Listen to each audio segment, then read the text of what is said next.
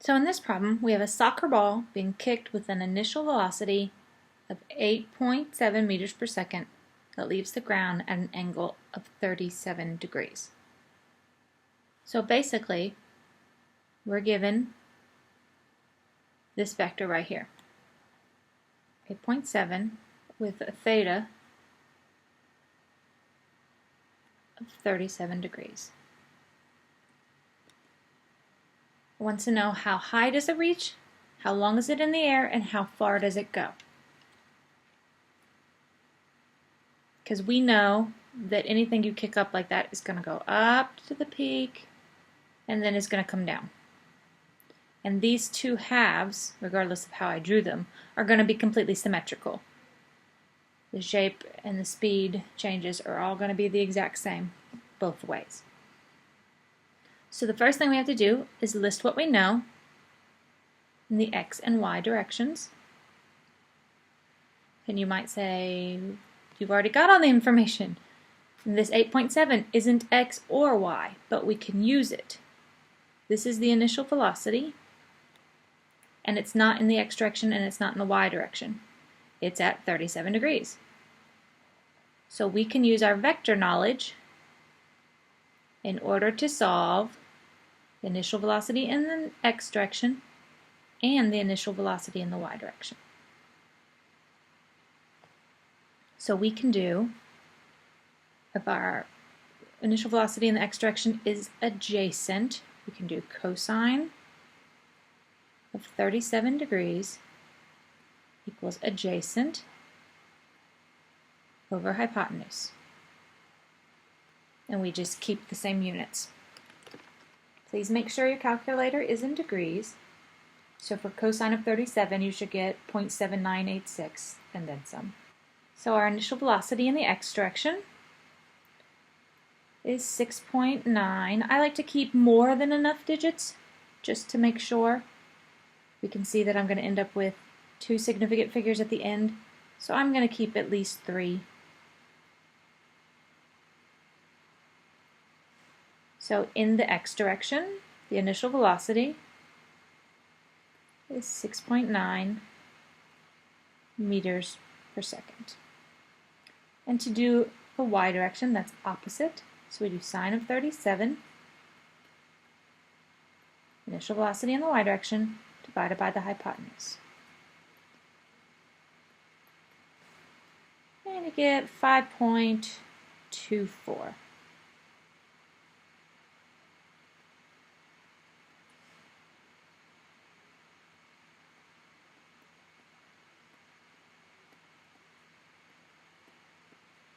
And I'm going to go with the convention we used when we were doing our vector math.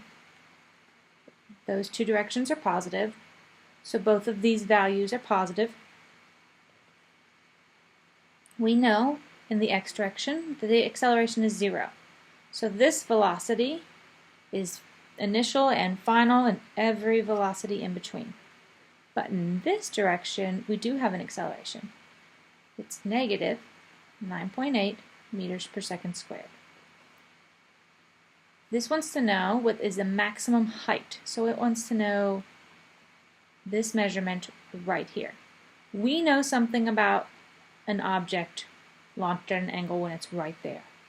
It goes up, up, up, up, up, and it slows down as it goes up.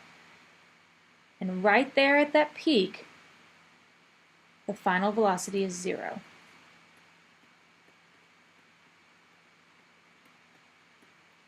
So we can calculate how long it takes to get to that height, and then we can use how long it gets to calculate how high that is. So we can say, so we know it's 0. We want to know how long does it take to reach that peak.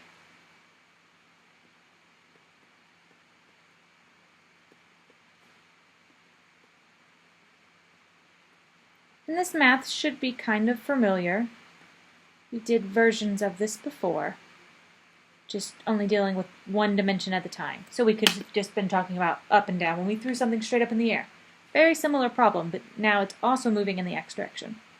So we have to look at those as two problems and then combine them again at the end. So please don't think that these are like terms and that you should be multiplying and dividing here. This is being added, so it needs to be subtracted to move to both sides.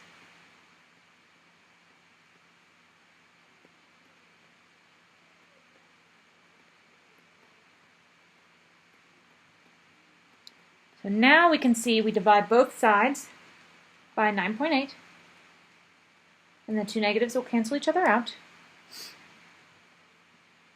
And since this isn't a final answer, I'm going to keep 3 sig figs, just to make sure that keeps my final answer from being too inaccurate. 5, 3, 5 seconds. So not very long. Now we want to know how high does it get in that time? And this will be that first question.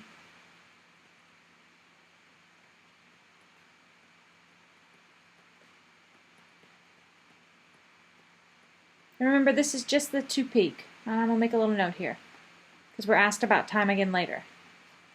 And I don't want to confuse it.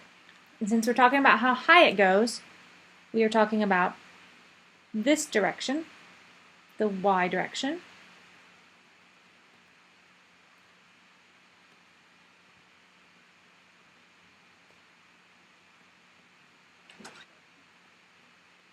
So times the time to the peak plus 1/2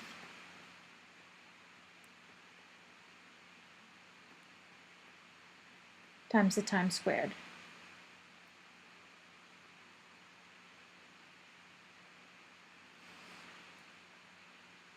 I'm going to scroll down so I have a little bit more room. So now we have x equals, and again, keep extra digits, 2.80 plus, and it's important that you have it here, it's going to be negative because of that negative sign, 1.403, and this is going to be meters, and this is also going to be meters. And now you can just add these numbers together, and if you're rounding to 2 significant figures, which this is now a final answer, so you can, the ball is going to go up 1.4 meters in that 0.535 second amount of time. So that's as high as the ball is going to get. Now the second question is asking what's the ball's flight time. We know that it takes this much time to the peak. And we talked previously about how the two halves, to the peak and then to the ground, are symmetrical. So it will take the exact same amount of time to come down as it did to go up. So we just take the time to the peak and multiply by 2, and that'll give us a flight time, or our total time in the air. And since this isn't a final answer, we'll round to 2 significant figures, 1.1 seconds. Now the last question is, what is the ball's range?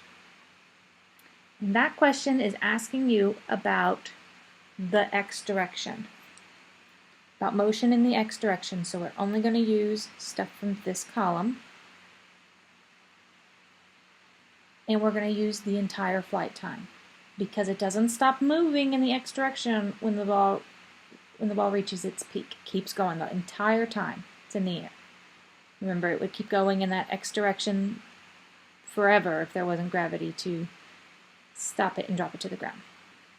So we can do the same equation, but now we're talking about the x direction. I apologize for the messiness. It's hard to keep everything organized. That's why I keep changing colors, to help you follow a little bit better. So remember, this is our initial velocity and our final velocity, so we can always use it. And we're going to use the flight time. And since acceleration is 0, we have that. And we get 7.6 meters.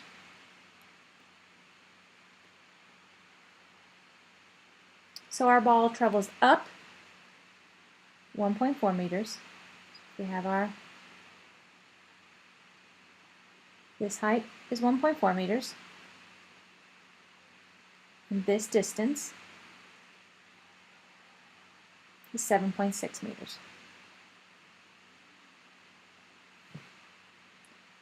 It's important that you remember what the different terms mean, that range means x direction, flight time means the entire time, and when we're talking about the peak, we're talking about half time.